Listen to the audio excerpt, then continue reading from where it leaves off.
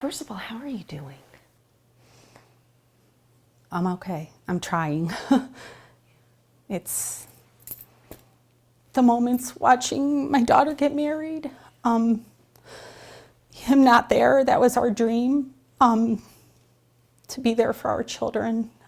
He used to do gymnastics with Mia in the family room. It's very hard, but I'm doing this for him and I'm fighting for him. So he gives me the strength. Mm-hmm. Does it feel like yesterday? Yes. Yes. How so? I open the door at night or I take out the garbage and I look down the street like, when are you coming home? You know, it's awful. It's an absolute nightmare. Mm-hmm. But I try to be strong, especially for the girls, and, you know, just so they know that I'm fighting for their dad and for our family.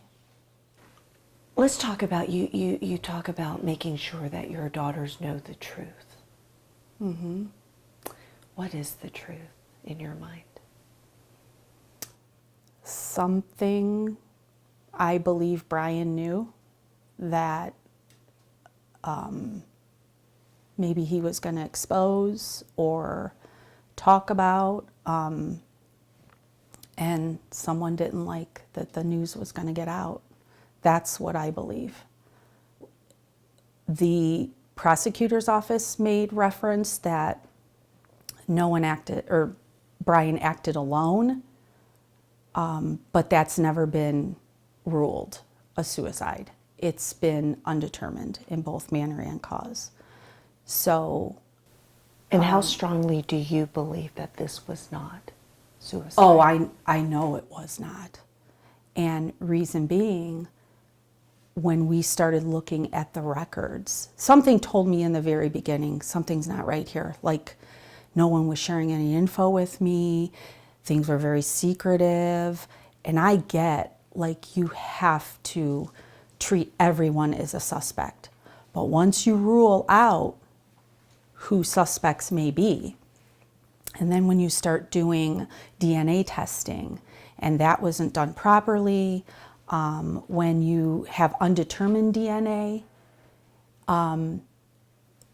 that's still never been determined today. There's undetermined DNA. And we started looking at the records. One instance was I was told there was one car believed to be what looked like Bryon's car. And we view the video, and sure enough, there's two cars. So this entire time, they're trying to tell me that he acted alone. And that is not the case, because there were two cars at that town hall, and they left within 6 seconds of each other. We'll dive deeper into those details in a second, but you have felt from day one that this is not suicide. I know my husband. I know my husband. And whatever this was in the beginning, I had to prepare myself for that. And I never, give me the information, give me what you have, tell me what you have. And if that's what it was, then that's what it was. But I truly never believed that. And then went to confirm it after we started looking when the case was closed, and we started looking as a small group at all the records, it confirmed it. It's definitely not. Mm-hmm. And let's start to dive into that. When did the first suspicions come up that you felt this isn't right? Day one. I was pacing around here. I called the FBI. I said, something's going on. I don't know if this has to do with township business, the pipeline. I don't know. But something has got to be done. And I did. I placed a call to Cleveland FBI office. Just because I don't know. He's missing. No one's sharing info. And then when my husband is a veteran, Marine Corps veteran, and numerous agencies had called me and said, you know what, we're on standby, we're ready, no charge to the township, no charge to the county, we're here to help. They had search and rescue groups they would organize. With even our own fire department, they would organize through, there was search dogs, certified agents that would come out and help. And when they called, it was the day before Christmas Eve, and they called the Medina County Sheriff's Office and said, we have tried calling you twice and we have not heard back, so we will be there tomorrow. We have a grid mapped out, and the comment to them was, do not come here, you are not welcome. So, yeah. So whether my husband being a township trustee, a veteran, anybody goes missing, why would you not want all hands on deck? There's protocols, absolutely protocols. You don't want just random groups coming in. Like they told me, you have to have a driver's license, you check in. There's protocols that go with it. They could have worked hand in hand with that sheriff's department, and they denied them. They denied our own fire department to go out. They had boats on the lake, Chippewa Lake, that was where they were going to start their search, and they were told no. I think I wore my winter jacket in this house for 3 days. Excuse me, I would go to bed with it, just knowing that in any instance, if they call, hey, we've got to go, we're going on a search group, that I could just go. It was cold, and like I said, I had that on, ready and waiting. My children, my family, friends. I had a house full of people that said, name the time and place, and we're there. So, yeah. And when he was found, that had to have been hard to tell your kids. Well, social media, they found it, they saw it on Twitter. I was never, ever notified by the Medina County Sheriff's Office.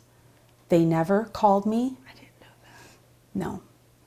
I was notified by another resident of the township, but also served with Bryon as trustee. They were all allowed down at the lake.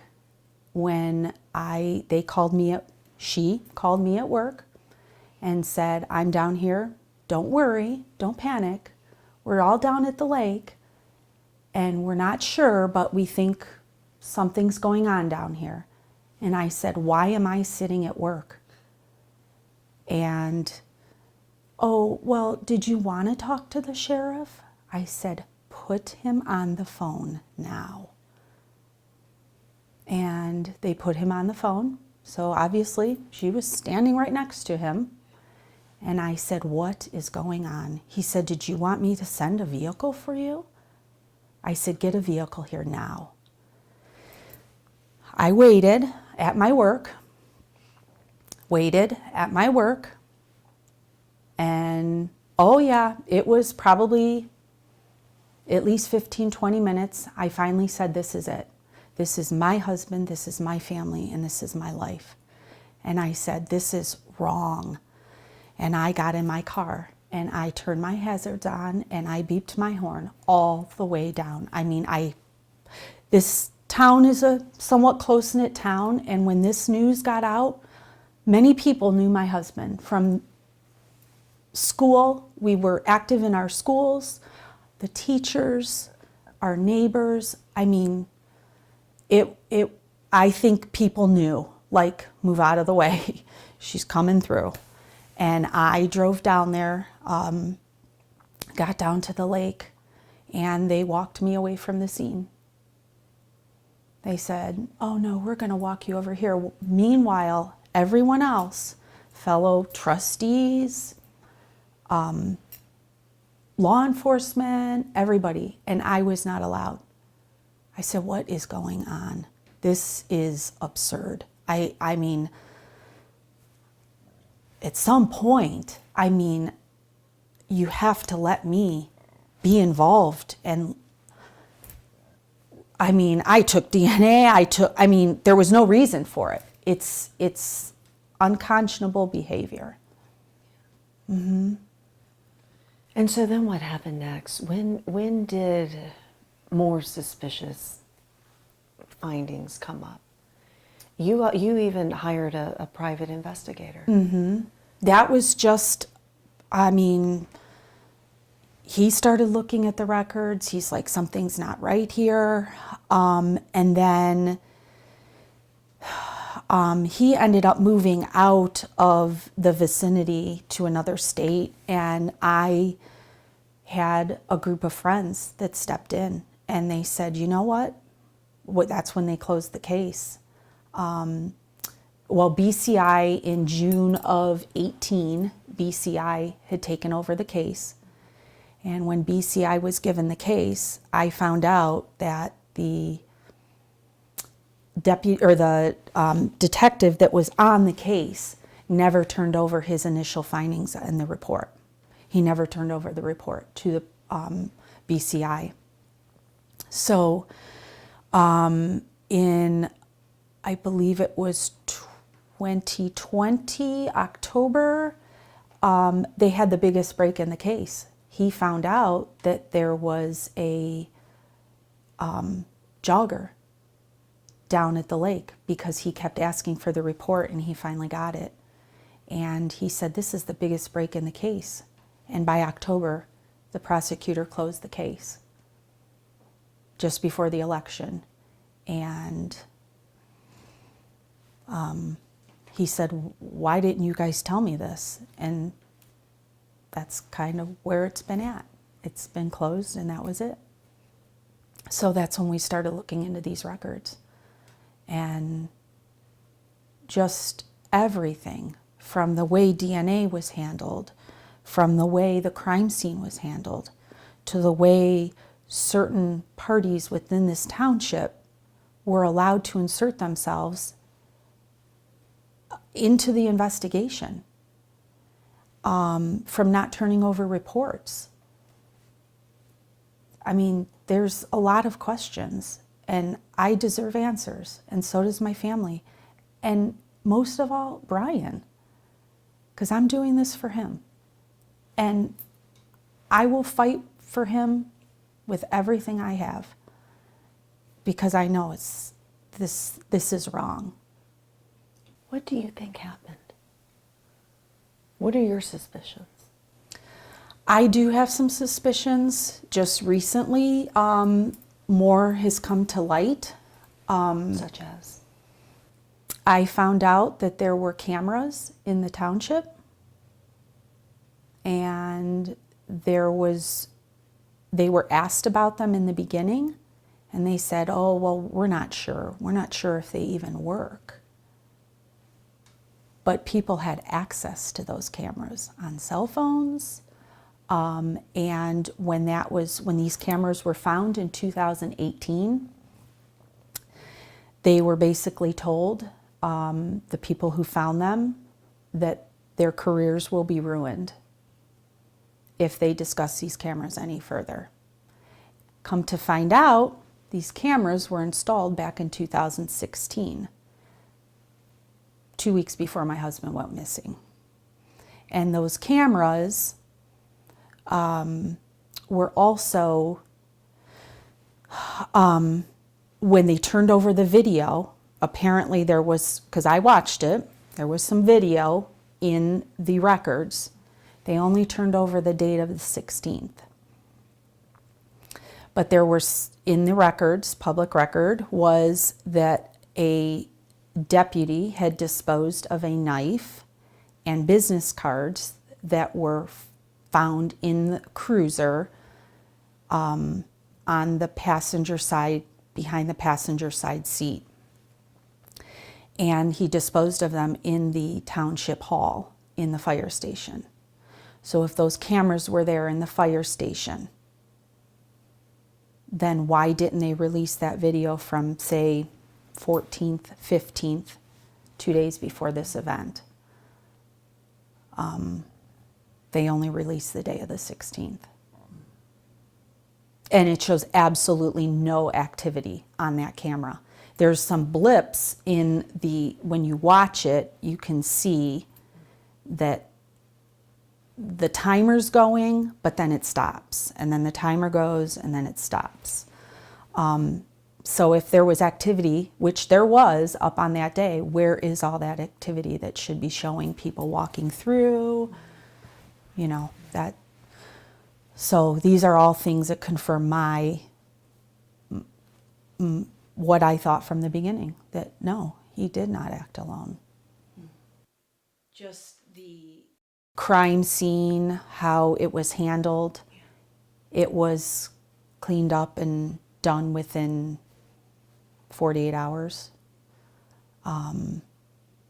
They never kept any of the rugs or anything. They never cut out a piece of the rug, nothing. Just from the crime scene photos, there were things in the photos that were never mentioned that we noticed. And just how they found his cell phone, they said it was closed on the desk when you walk in to the office, but we show a closed photo, but then we show an open photo and the phone is completely moved to a different location in the open photo. So all these things, I'm not an investigator, but when you start looking at these, I think that something, and there were things that were tampered with. I can't say who did that, but I do believe that, it wasn't handled properly as far as that crime scene. In your mind, there's just a lot of things that just don't add up. Mm-hmm. Yes. Yeah. And so why be public now? After, why do you want to talk about this now? I've always wanted to talk about it, but I was afraid. Who did this? I've got to protect my family, keep my children, safe.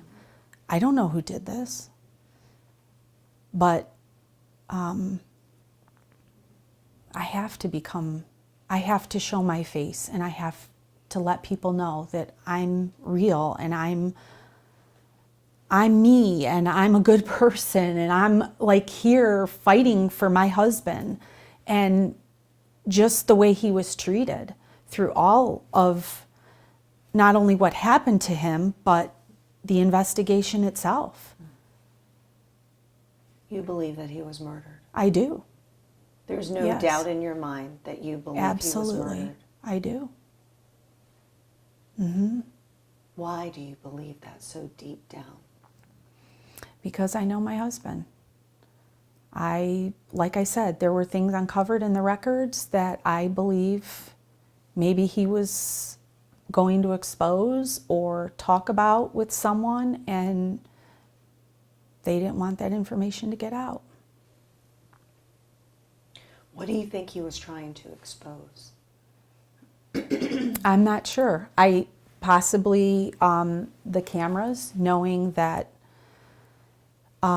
they were a covert operation cameras. They were in exit signs, pinhole dot exit sign cameras, and that those cameras were never told to anybody but the trustees at that time. Those are the only people who knew about them. No one else knew about those. And then when they were discovered, they were told to not discuss it again. And that was 2 years after my husband went missing that they actually found them. You believe in your heart that Bryon was murdered, which begs the question, why? And Possibly, I don't know if that's the case as far as the cameras. I do have one other, maybe what I speculate, but I don't know if I want to go there just yet. Yeah. I also had asked for sheriff records, public records, on certain findings that I thought could have been, and I was never given those. So I'm not sure. It could be that, or it could be possibly something with the cameras. There were also young cadets at the time that were training with the fire station. And those young cadets, there was no dedicated bathroom in that fire station. It was next to the town hall that they would use for, you could rent it for events. Possibly when those events were taking place, if those cadets or men and women firefighters would come off of a call or back from a training, they were changing wherever they could find. If there was an event in that town hall, they would not change in those bathrooms because the event was going on. So they would change in between the fire truck and the ambulance. And I found out that there were young cadets between the ages of 14 and 18 years old, as well as adult men and women firefighters. Could that be something? That minors were changing and this can't get out now because we have this on camera and we've never publicly put up a sign to say that, you know, you're under surveillance. So, you know, I don't know. You feel that the truth is out there. Oh, yeah. Someone knows something.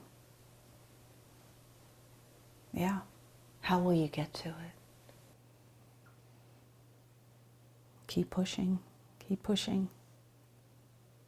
I mean, I believe that in all fairness, this case should be reopened. This case should absolutely be reopened, re-examined. You know, maybe an outside prosecutor, I'm not sure.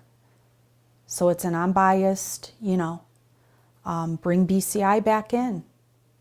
He, like I said, BCI agent Charlie said, this was the biggest break in the case, and you closed it 2 weeks after I found out about the jogger. So that jogger was leaving the area where my husband's car was found, walking up the hill. So could that be, you know, someone who drove that car there? And there were, like I said earlier, they kept telling me, oh, there was just one car that left the town hall, which we suspect to be Bryon's. And okay, show me the video. So finally, when the case was closed, I was able to view the video. And the first car leaves. I believe it was about 6:08. The first car leaves with the flashers on, drives very slow out the town hall. Another car, which appears to be one that is Bryon's, which they can't even confirm that now, leaves, follows that car, and they turn right down Ballish Road and head towards the Chippewa Lake. So all along, they're saying, oh no, just one car, which appears to be your husband's, and now I find out there were two. If they just would have looked those few extra seconds, or did they know? And they didn't know that I would view it, or our small group would view it. What enemies did Bryon have? None. Not None even political. that I don't know. Within, No. yeah. I mean, no, honestly, Bryon was loved by so many, really. I can honestly say I don't believe.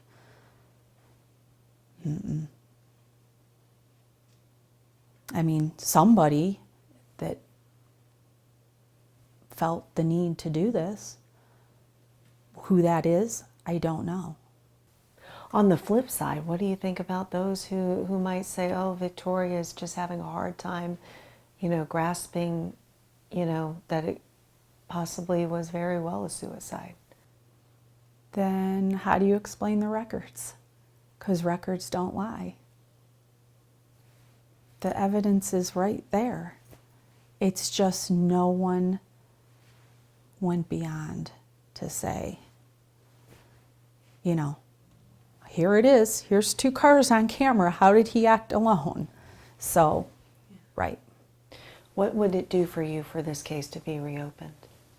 It has to be reopened. Because if all the evidence is presented there, and even the BCI agent had made a statement that that was the biggest break he had, and he never heard about it until 4 years later, why?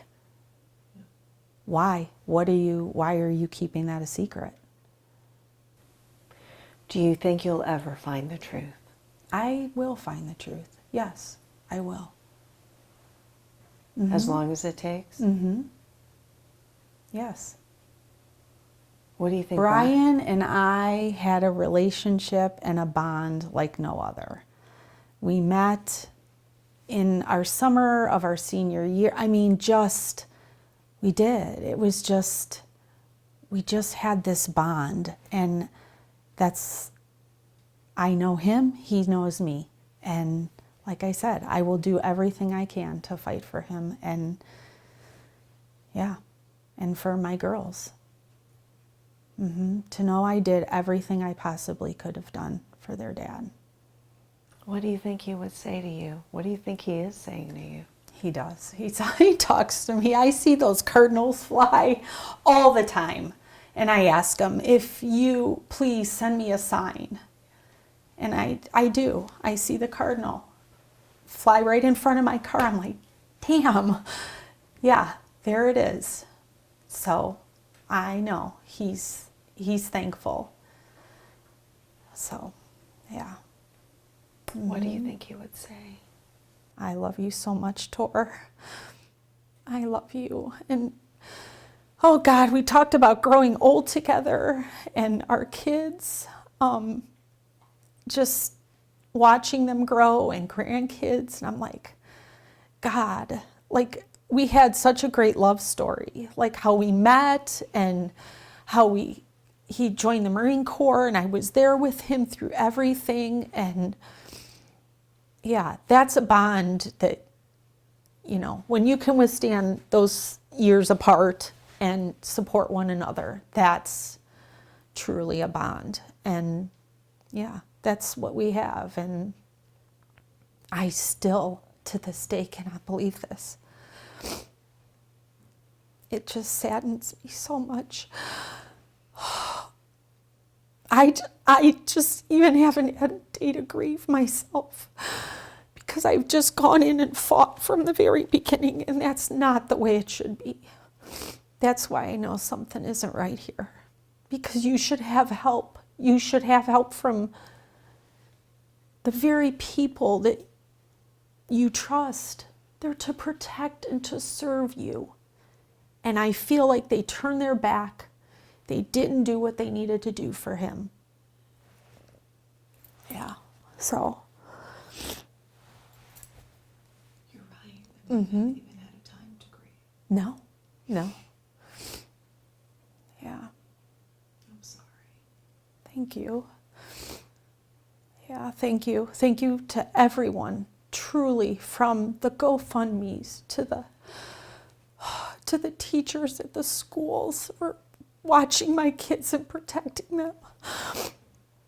Just to everybody, to my neighbors, just to my coworkers. This entire town has been helpful. So I just, need the right people to come forward and do the right thing. Could you address the financial issue? You know, there's a lot Right. of speculation. Bryon was under a lot of financial pressure. I know you disagree with Oh. that, but tell Lynna about that fast and why that's not a reason for him to hurt himself. They talked about this credit card and all this debt. He had a credit card, a shared credit card with his brother that was like business purposes. They act like this was, somebody reported in the paper like a $3 million credit card. I'm like, first of all, how do you get that kind of credit? We did not have that. We had a credit card. It was a credit card, American Express card. I just don't understand where they got that. That card is, it's paid. It's paid, it's done. I don't know where they came up with that. There was, my husband was buying things on credit card and then making a return right after, but all of those checked out. The only thing that we could determine was maybe he was doing that, buying and returning to gain the points, such as for like gift cards to use. But he found a way to get extra points. Is that, it wasn't illegal. Do you know what I'm saying? It wasn't, it was just a way he got points on the card. But other than that, no, there was no financial, I mean, sometimes you have slow pays or whatever if you're, oh, I gotta wait till my next pay or whatever. But as far as financial, no, we were never late on our mortgage. I just, where they came up with this, it's almost like they want to create the story They to who? fit their narrative. They who, though? The sheriffs, the department, Medina County sheriffs, or the detective, trying to create this story on something that, you know, to make it look like, well, this will fit our narrative, so we'll just say this. So, yeah, I'm still in the same house. Yeah. I still have his car. I mean, Yeah. Fair yeah. Sorry, last question. Yeah, go ahead. Look, reading that, the BCI report, Uh-huh. and knowing the fact that Bryon was in the lake there for so long, right under everybody's noses, is this a case of police incompetence, or is there something more nefarious and sinister at play here? What's your take? I'm not quite sure. I mean, from the beginning, like I said, they weren't telling me much at all. So I was thinking, okay, they're not telling me because maybe they know and they don't want me to know yet. Or are they not telling me because they think I'm a suspect? But once you're ruled out as a suspect, which you have to include everybody as a suspect, from neighbors to family to me, you know, it's always that way. But once they rule that out, and I had even done a podcast, at the time, I didn't think they were searching or doing anything. The reports, the case gets closed, the reports come through, we ask for all the records, and we find that the Parks District was searching down there. They have a very thorough investigation. So if that is the case, why was he not found? If they're claiming he was there. But in my sense, I don't think he was there that entire time, because he would have had predatory damage from being in the lake. And there was none. None. And there was no water or no debris in his airways or his lungs. To Phil's point, though, I mean, do you look at it like police incompetence, or do you feel that there's something sinister happening? I don't know, because I can't say exactly who did this yet, because I don't know. Incompetent? Absolutely. Absolutely. If you are a detective, I believe you should have specialized training. You should have, other than being a road deputy and then being promoted to a detective,